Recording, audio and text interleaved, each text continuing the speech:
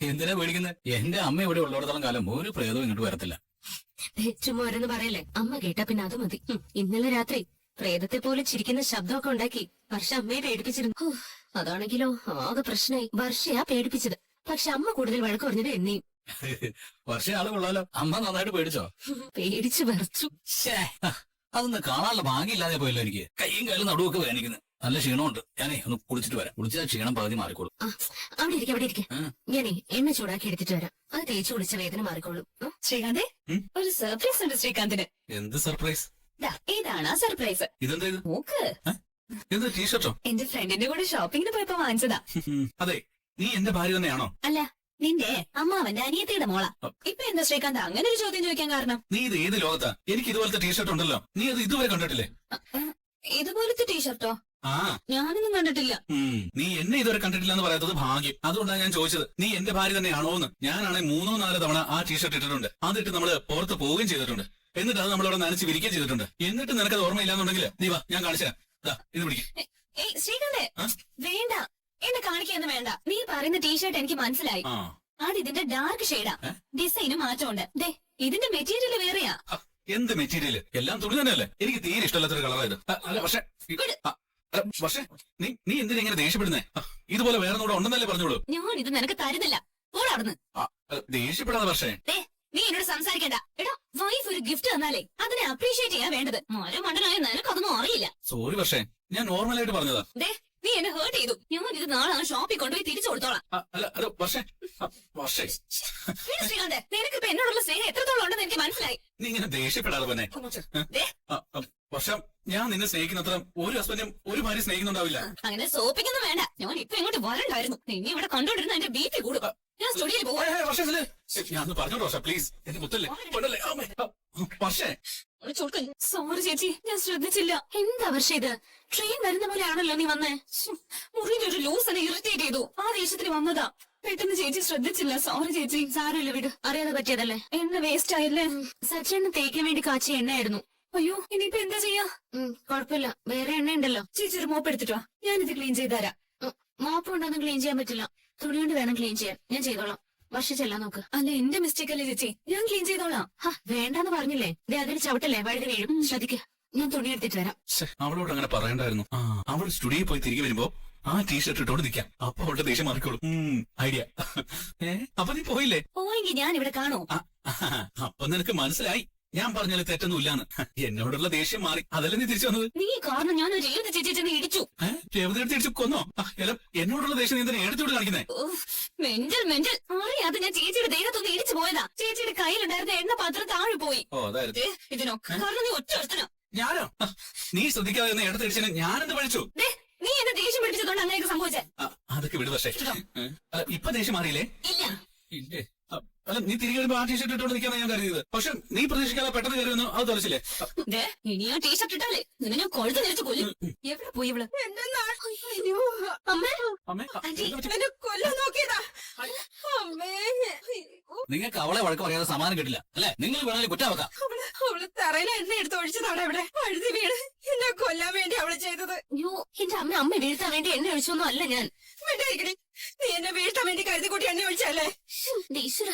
അമ്മ, എടുത്ത് അങ്ങനെ ചെയ്യില്ല. ആന്റി, നിങ്ങൾ എന്തിനാ ഇപ്പോഴും രേവതി ചേച്ചി പോയിന്റ് ഔട്ട് ചെയ്ത് സംസാരിക്കുന്നത്? രേവതി ചേച്ചി എണ്ണ എടുത്തിട്ട് വരുമ്പോ ഞാൻ ശ്രദ്ധിക്കാതെ ചെന്ന് ചേച്ചി ഇടിച്ചു. അപ്പൊ ചേച്ചിയുടെ കയ്യിലുള്ള എണ്ണ താഴെ മറിഞ്ഞതാ. അപ്പൊ തന്നെ എണ്ണ തുടക്കണ്ടേ? തുടച്ചിരുന്നെങ്കിൽ ആന്റി വീഴുമായിരുന്നോ? ഞാൻ എന്റെ സാരി തുമ്പുകൊണ്ട് തുടയ്ക്കോ? തുടയ്ക്കാൻ വേണ്ടി തുണി എടുത്തിട്ട് വരുമ്പോഴാ അമ്മ വീണത്. കള്ളം പറയില്ല നീ. തറ തുടയ്ക്കാൻ വേണ്ടിയല്ല, ഞാൻ വീഴുന്ന കണ്ട് രസിക്കാൻ വേണ്ടിയാ നീ വന്നത്.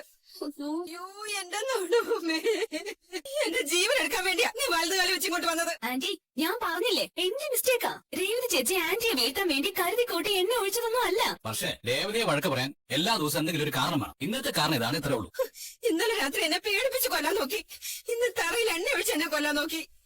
എന്നെ കൊല്ലാൻ ഇവള് പ്ലാൻ ചെയ്ത് ഇറങ്ങിയിരിക്കുക. കറക്റ്റ് ആണേ. ഇത് അറ്റംപ്റ്റ് മർഡറാ. കേസ് കൊടുത്താ ഇവര് ജയിലിൽ പോയിട്ട് വരും. അമ്മ അറിയാതെ വഴുതി വീണതാ. എന്നിട്ട് ഇന്റർനാഷണൽ ക്രൈം ചെയ്ത പോലെയല്ല ഏടം സംസാരിക്കുന്നത്. അമ്മയോടെ ഇവന് സ്നേഹം കൊണ്ടത് കാണിക്കാൻ വേണ്ടിയാ.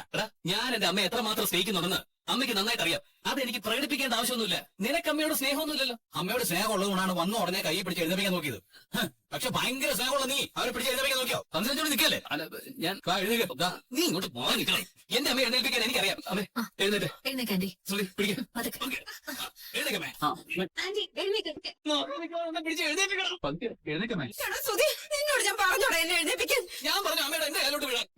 ഇപ്പോഴാണ് ശരിക്കും ഒരു മർഡർ അറ്റംപ്റ്റ് നടന്നത്. അതെ, ഞാൻ നിങ്ങളെ എഴുന്നേപ്പിക്കാൻ നോക്കിയതാ. പക്ഷേ നിങ്ങളെ പുന്നാരമൻ സമ്മതിച്ചില്ല. അവൻ നിങ്ങളെ കൈ പിടിച്ചു, നിങ്ങൾ പിന്നെയും വീണു. അവൻ കാരണമാണ് നിങ്ങൾക്ക് എപ്പോഴും ആപത്ത് വരുന്നത്.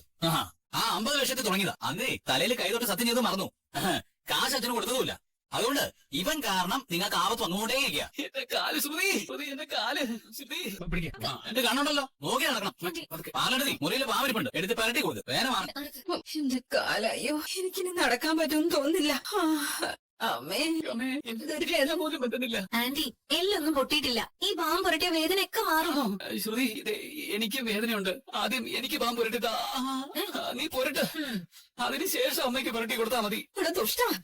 അമ്മേ, അയ്യോ, എന്താടാ? വേദന കൊണ്ട് വിളിച്ചതാ. അതെ, ശ്രുതിക്ക് അതിന് മാത്രം ഒന്നും പറ്റിയിട്ടൊന്നുമില്ല. അയ്യോ, വേദനിക്കുന്ന എനിക്ക്. ഒന്നുമില്ല. അമ്മേ, അവളെന്നെ കൊല്ലാൻ വേണ്ടി കരുതി കൂട്ടി എന്നെ തറയിൽ ഒഴിച്ചതാ. എന്നെ കൊല്ലാൻ വേണ്ടിയാ ആ പൂക്കാരി വലുത് കലവിച്ച് വീട്ടിലേക്ക് കയറി വന്നത്. ആന്റിക്ക് എന്താ പറഞ്ഞാ മനസ്സിലാവുന്നില്ലേ? മിസ്റ്റേക്ക് എന്റേതാണ്. ആന്റി എന്തിനാ രേവതി ചേച്ചിയെ കുറ്റപ്പെടുത്തുന്നത്? വെറുതെ എന്തിനാ രേവതി ചേച്ചി ഇങ്ങനെ വഴക്ക് പറയുന്നത്? എന്താ പക്ഷേ ഒച്ച കൂടുന്നുണ്ടല്ലോ. ഞാൻ പലതവണ ആന്റിയോട് പറഞ്ഞതാ, എന്നിട്ട് ആന്റിക്ക് മനസ്സിലാവുന്നില്ലല്ലോ. രേവതി ചേച്ചിയുടെ ഭാഗത്ത് തെറ്റില്ല. ചേച്ചി കരുതി കൂട്ടിയിട്ട് ആന്റിയെ വീഴ്ത്താൻ വേണ്ടി ചെയ്തതൊന്നും അല്ല. പക്ഷേ നീ അവളെ ഇങ്ങനെ സപ്പോർട്ട് ചെയ്യുന്നതുകൊണ്ടാ അവളിങ്ങനെ ഓവറായിട്ട് ആടുന്നത്, ഇങ്ങനെ അഹങ്കാരം കാണിക്കുന്നത്.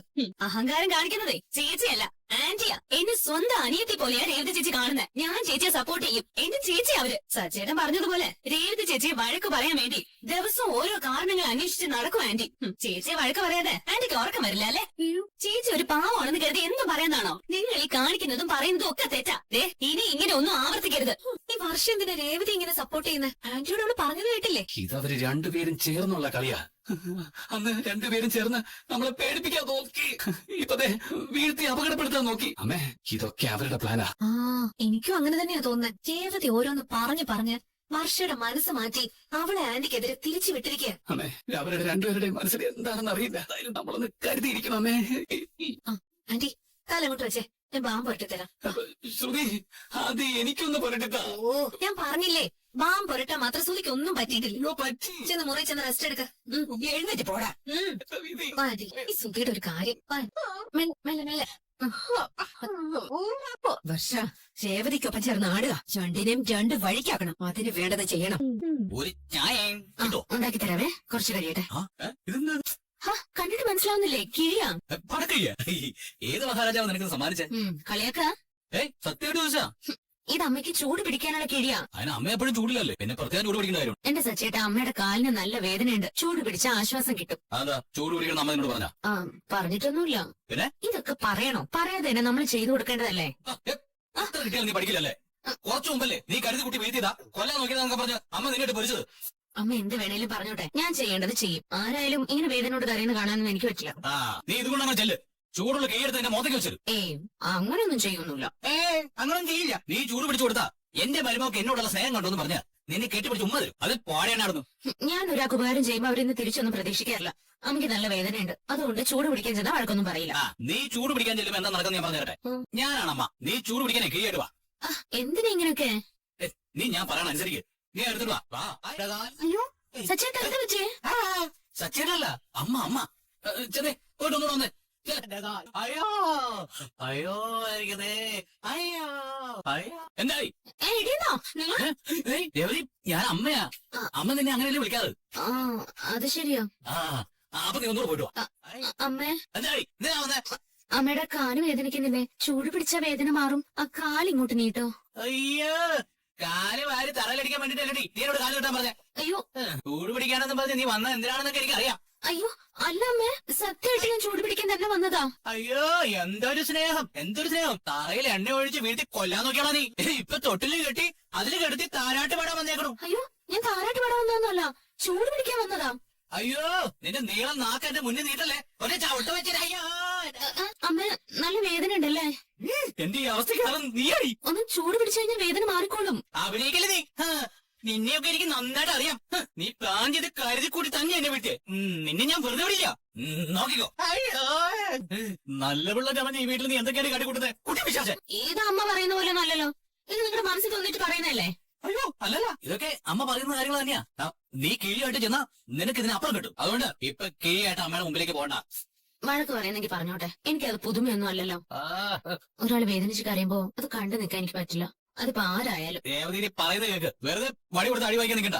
അടി കിട്ടിയാ അത് തടയാൻ എനിക്ക് നന്നായിട്ട് അറിയാം. അതിനുള്ള ബുദ്ധിയൊക്കെ എനിക്കുണ്ട്. ഞാനേ പോയി അമ്മയ്ക്ക് കിഴി കൂട്ടിയിട്ട് വരാം.